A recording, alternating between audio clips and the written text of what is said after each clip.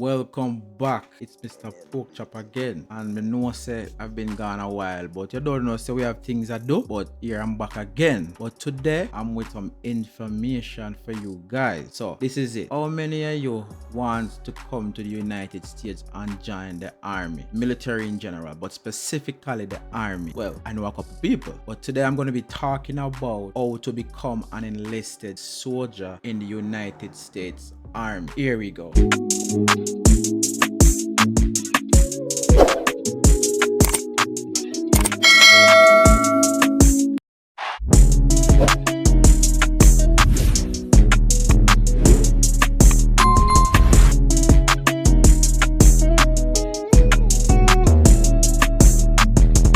Alright, so little information here. I'm going to give you guys the top 5 things you need to consider before joining the United States Army. Enlisted soldiers are the backbone of the army, responsible for carrying out orders and ensuring the success of their unit's mission.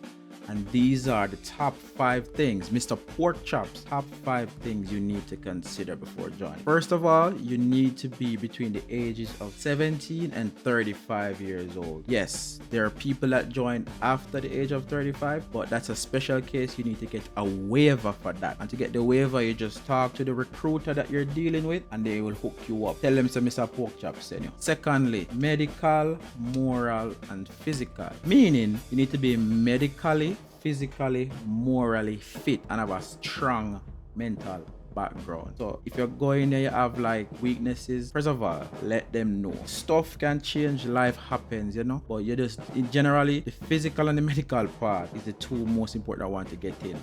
The morality part of it now, so you have to deal with that on a spiritual level, if you say. Citizenship or permanent residency. To join the United States Army, you have to be a permanent resident, which is a green card holder, or you're a United States citizen. You can become a naturalized citizen after your permanent residency, but the minimum you need is the permanent residency.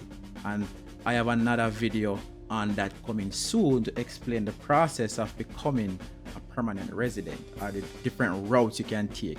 Doesn't have to be through marriage. A lot of people think that, but it's not always through marriage. So Mr. Porkchop will hook you up on that one. You need to be a high school graduate or at least have your high school diploma.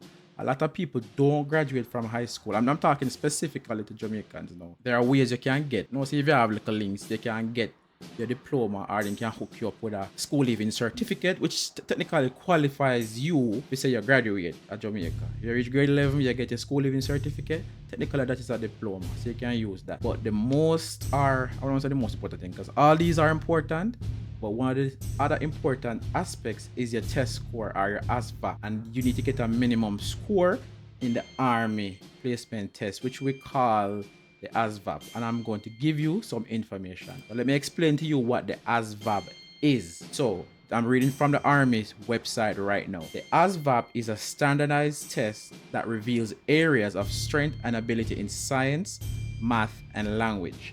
Taking the test is one of the first steps before you enlist. Once it's over, you'll get to find a job that matches up to your strengths. You need to take the ASVAB to enlist. You will work with your recruiter to schedule the test when you're ready. And ready meaning say them are going to do some other evaluation on you to see if you qualify to take the test. For example, your school living certificate, your residency, your citizenship, all of that. Thirdly, you'll take the test at a registered site or nearby MEPS. MEPS is Military Entrance Processing Station. So that is where you go to do all your medical readiness stuff. This is where you will ship from when you've been accepted to go to basic training. Everybody has to go through MEPS, right?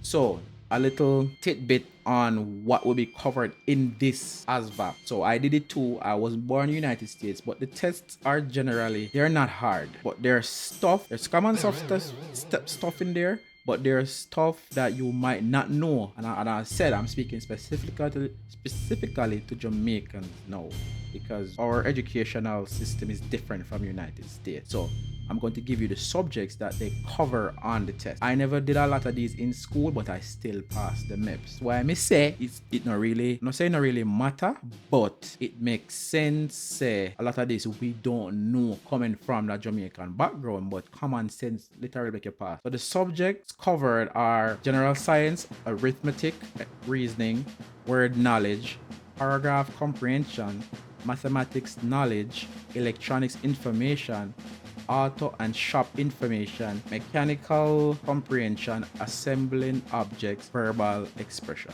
A lot of these we might do. Me never do any auto shop business in Jamaica, electrical stuff. I never did any of those. And as me say, I don't know the result of the test. All I know is I got a score, also a GT score, which qualified me because in the army, I'm a behavioral health technician or specialist. People call it different terms, but it's a behavioral health technician. And you have to get above a certain score to qualify for certain jobs. A lot of people got lower than what I got, so they could not do the job that I got. Not saying I am more brilliant than them, but at the time, I was a good guesser in the exam. Because a lot of the stuff I did not. You just have to guess. Use the process of elimination when doing it. So a lot of these questions, I did not know the answer to. But I wanted this job because the recruiter showed me the job in the army and it interested me. I never heard of it before. And it's what I do in the civilian world technically right now, and I do it in the army as well. So a lot of these jobs help you in the civilian world if you plan to get out the army or not. And there's a wide variety of jobs in the army that you can do. You have people think everybody gets up in the army every day and goes shoot pow pow. No, that's not how it works. Yes, we all have to do it at some point to be qualified, because first and foremost in the army they tell you you're a soldier first. You're a weapon user first. That's not specifically the term they use, but first and foremost, your weapon is your first line of defense in the army. That's your main purpose. Everything else comes after. That's why most MOSs, which is your jobs, they are support MOSs towards the infantry. The infantry is the background of the army. So people think automatically in the army you have fire gun. No. Yes, you have to do it to keep up to breast on what's going on. But other jobs, it is second. But in the infantry, it is first. And if you guys need more information, you have my information, you can DM me, comment under the video, and I'll tell you any information you guys want to know about the army. Just link Mr. Porkchop and I'll hook you up. Have a good weekend, guys. Merry Christmas.